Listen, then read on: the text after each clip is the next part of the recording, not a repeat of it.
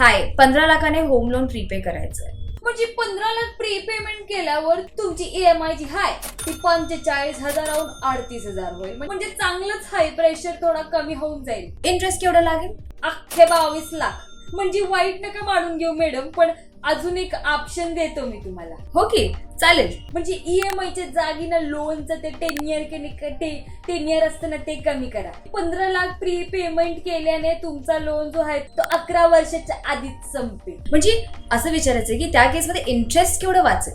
20 लाखाचं इंटरेस्ट वाचेल बघा. मग इथं कमी झाले ना, मग ऑप्शन हे असं बेटर कसं?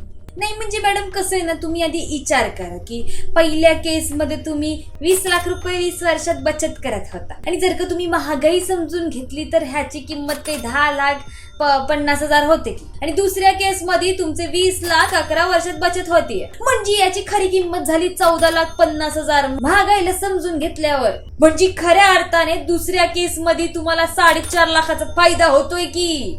चला, कस्टमरशी रील मध्ये नाही तर तुम्ही रिअल मध्ये हेल्प केली तर थँक्यू, धन्यवाद, खूप खूप आभार.